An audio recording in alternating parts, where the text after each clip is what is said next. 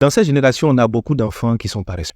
Des enfants qui ne comprennent pas le goût de l'effort. Des enfants qui ont perdu le respect de l'argent. Des enfants qui aiment le raccourci. Les enfants qui aiment s'amuser.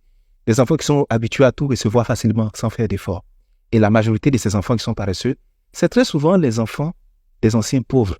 Les ex-pauvres, là, c'est eux qui produisent des enfants qui sont paresseux très souvent. Parce qu'en vérité, ils ont tellement souffert dans la vie pour réussir à devenir quelqu'un qu'ils se donnent comme ambition d'empêcher leurs enfants de souffrir comme eux. Ils veulent mettre leurs enfants à l'abri de toutes sortes de souffrances dans la vie. Et très souvent, ce sont ce genre de parents-là, quand l'enfant demande quelque chose, on donne. Même quand il y a de fortes sommes à donner, ils donnent. Parce qu'ils se souviennent qu'à leur époque, ils n'avaient pas. Donc, ils veulent se rattraper sur leur enfant. Et c'est une erreur que vous commettez. Parce qu'en vérité, aimer son enfant, ce n'est pas lui dire oui à tout. Ce n'est pas lui donner des fortes sommes très tôt. C'est-à-dire, il n'a même pas l'âge, il n'a rien fait, et puis on lui donne des fortes sommes. Ce n'est pas vouloir le protéger de certains efforts dans la vie. Aimer son enfant, c'est être équilibré. C'est-à-dire lui apporter ce qu'il faut pour combler ses besoins, ça c'est normal, ne pas le faire souffrir inutilement, le mettre dans les bonnes conditions pour qu'il grandisse et qu'il se développe. Mais il faut lui apprendre aussi des vertus. Il faut lui donner une bonne éducation, mais surtout, il faut lui donner un esprit entrepreneurial. Il faut lui donner la débrouillardise. Il faut lui donner le respect des gens, le respect de l'argent. Et la conscience de ne pas faire du mal aux gens, mais surtout des valeurs, des principes, tout ça c'est important. Le but, c'est pas d'investir dans des grandes écoles, tu vois, les écoles qui coûtent cher, lui donner le meilleur gadget, lui acheter les derniers cris de téléphone, voilà, lui offrir une voiture, tout ça c'est bien. Mais quand vous ne serez pas là, la seule chose qu'il va retenir de vous, ce sera les principes, l'éducation et le goût de l'effort que vous lui avez donné. Logiquement, quand on veut donner quelque chose à son enfant, une chose de valeur, il faut que ce soit justifié.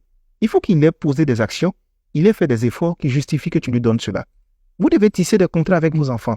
Écoute, tu es en classe d'examen, quand tu auras ton examen, voici ce que je te donne en cadeau. Vous respectez votre parole, vous lui donnez. Mais pour rien, il ne peut pas apparaître comme ça un matin, faire des caprices, il veut de fortes sommes et vous lui donnez. Parce que vous dites vraiment, c'est mon enfant, j'ai souffert, c'est pour mes enfants. Et j'entends souvent des parents commettre l'erreur de dire, tu sais, moi j'ai garanti l'avenir de mes enfants, hein, il n'y a rien, j'ai garanti leur avenir. Vous n'avez rien garanti. La vie dans laquelle on est là, tout peut arriver. Prions Dieu que vous viviez le plus longtemps possible. Mais est-ce que vous savez que si vous n'êtes pas là, tout peut arriver à vos enfants? Les biens que vous avez dit que c'est pour eux là, les gens peuvent mettre la main là-dessus. Mais il y a eu tellement de cas comme ça, où il y a des enfants qui avaient cru que papa avait garanti leur avenir et puis ils n'ont même pas touché à aucun bien. Ou bien ils se sont déchirés si les biens, ça crée des soucis, des disputes, ils ont perdu des biens, il y a un qui a vendu, il y a eu des querelles quand papa n'était pas là ou bien maman n'est pas là. La seule chose qu'ils vont garder, c'est le goût de l'effort, le respect de l'autre, le respect de Dieu, le respect de leur vie et le travail, les principes que vous leur avez communiqués. C'est ça qu'ils vont garder. Donc, quand on aime son enfant, on ne donne pas de fautes sortes. J'ai vécu chez des personnes où je les voyais entretenir de la paresse à l'intérieur de leur enfant. Des gens qui avaient 25 ans, on leur donnait encore le petit déjeuner. Nous, on était là, écoute, on ne s'occupait pas de nous et nous, on était dans la maison. Ils nous donnaient les tâches les plus ingrates possibles. Mais en voulant protéger leurs enfants de certaines souffrances, aujourd'hui, ils ne sont plus là. On voit ce que les enfants sont devenus. Les enfants sont devenus paresseux. Ils sont tous en train de penser à des raccourcis. C'est nous encore, ils appellent souvent pour nous exposer des problèmes d'argent. Ils ne savent pas travailler, ils ne savent pas se débrouiller. Nous, on a commencé à chercher l'argent à longtemps. On a appris à vivre dans le manque. On a appris à travailler, on a appris à se débrouiller. En fait, on avait déjà des valeurs de la débrouillardise à la base.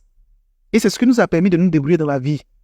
Parce que eux, dès qu'ils ont un problème, ils commencent à pleurer. Mais vous dites des grandes filles qui ont 20 ans, 22 ans, 23 ans, qui ont des copains, mais à qui on donne encore le petit déjeuner, à qui on achète des gadgets, on leur dit qu'il y a des opportunités pour travailler. Elles ne veulent pas travailler parce qu'elles ne savent pas travailler. Pendant ce temps, nous, on est en train de grouiller derrière ces opportunités, on ne les avait pas. Mais quand on finit de faire le bilan aujourd'hui, on se rend compte qu'on dit merci à nos parents parce que même si on s'est retrouvés chez des tuteurs, chez des personnes, même si nous a éduqués à l'adulte, finalement, ça a été utile pour nous aujourd'hui. Donc, vous, les parents qui m'écoutez aujourd'hui, faites attention à ce que vous donnez à vos enfants. Il y a des enfants qui ont trop de gadgets. Il y a des enfants qui ont toutes les conditions qu'il faut. C'est ce que je dis. Ne permettez pas à vos enfants de souffrir gratuitement, parce qu'il y a d'autres aussi qui sont vicieux. Ils peuvent offrir les conditions améliorées à leurs enfants, mais ils décident de les faire souffrir parce qu'eux ont souffert à leur tour. Ça, par contre, c'est toxique. Parce que faire souffrir un enfant, ce n'est pas une forme d'éducation. Par contre, donnez tout à son enfant parce qu'il le demande ou même parce qu'on veut le faire, il faut faire attention.